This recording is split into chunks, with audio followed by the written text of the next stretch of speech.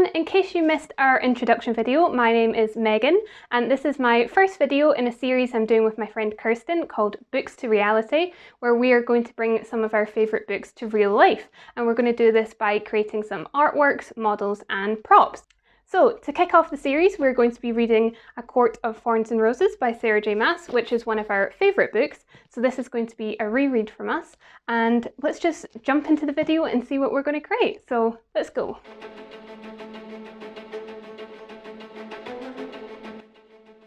So as you can see, I am just starting off by reading the book, and I am marking any lines that I think could be potential things that I can maybe make, or anything that I think is a good description that'll help in whatever I'm making.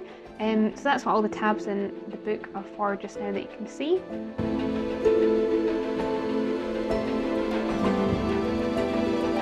And now I'm just going back through to the areas that I've tabbed and just highlighting the key text, which is what I was referencing when I tabbed. And then I'm just going through and taking some notes, making sure I've not missed any details.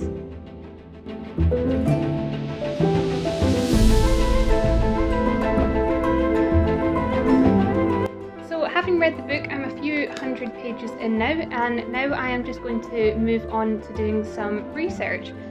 So I've gone through and analysed the book a little bit so far, and I've picked up on some key points, which are things that I'm going to focus on when I'm doing my research. So now I'm just going to jump onto Pinterest and do some research and see if I can get any inspiration, and then I'll move on to doing some drawings and designing. So let's go.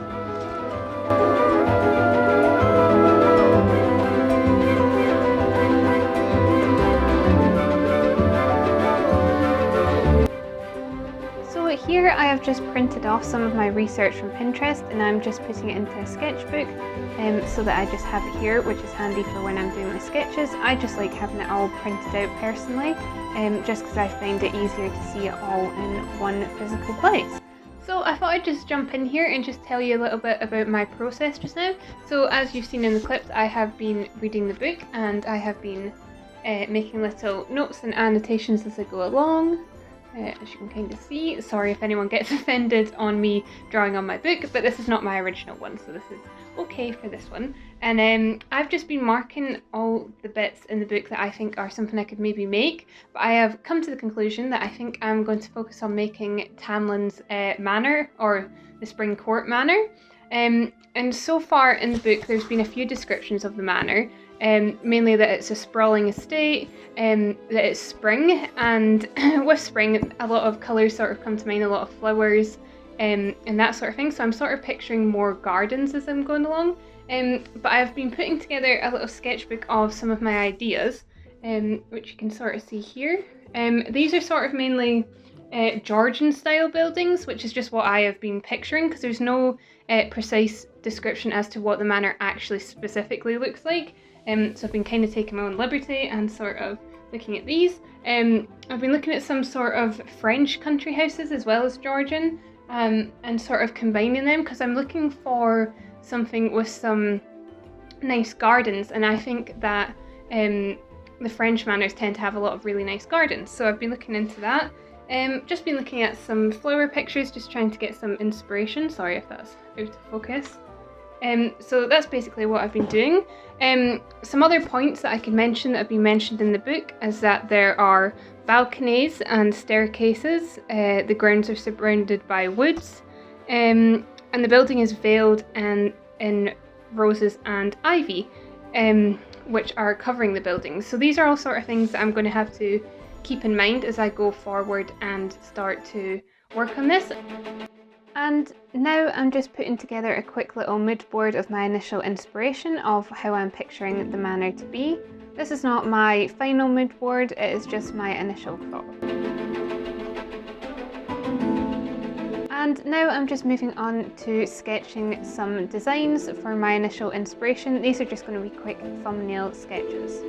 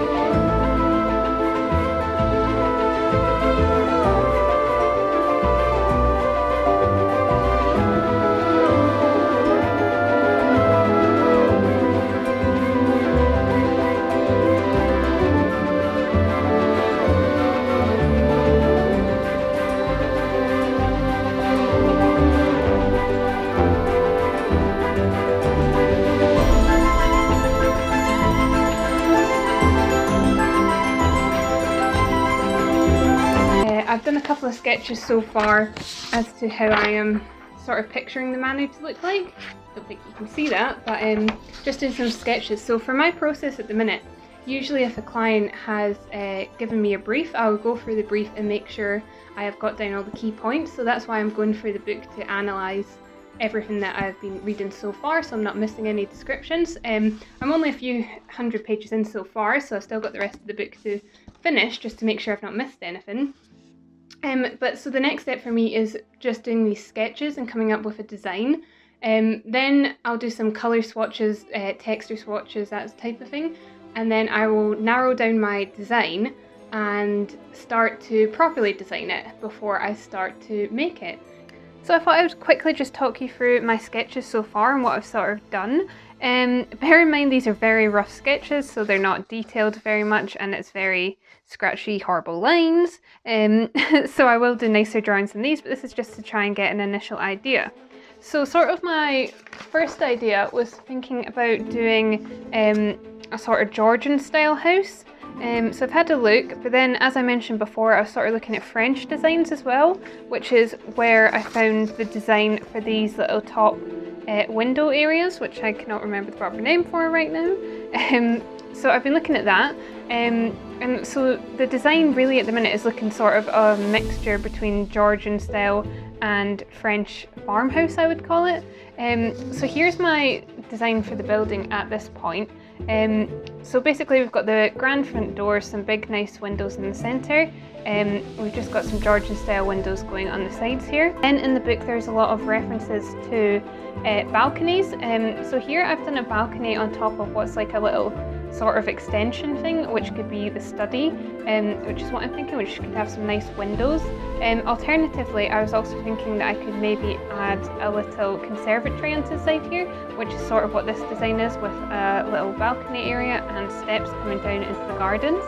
So that's what I'm thinking for here, or which I'm debating at the minute that I should have it mirrored so it's the same on both sides, to make it very neat and symmetrical, or I'm looking at here just having a little balcony and then a sort of patio area when you come out.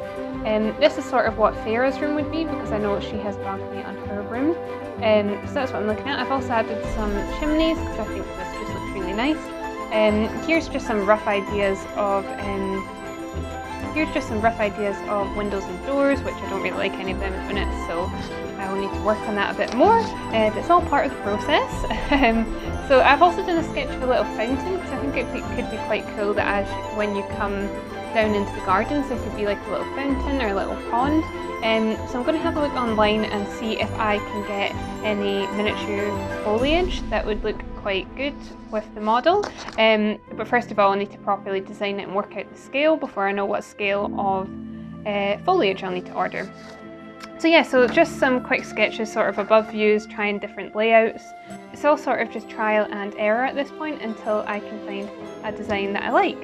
So now I'm just going to work off this idea and try and develop it a bit more, see if I come up with any better ideas. And then I'll go into more detail, designing exactly how the windows will look, the bricks, the roof, the garden, etc. So yeah, so these are just some rough thumbnail sketches, and now I'm just going to get onto designing some more. So that's it for this week's video. Thank you very much for watching, and especially if you made it all the way to the end. So yeah, this week I just got my rough sketches done, which I showed you previously, and I just done some research.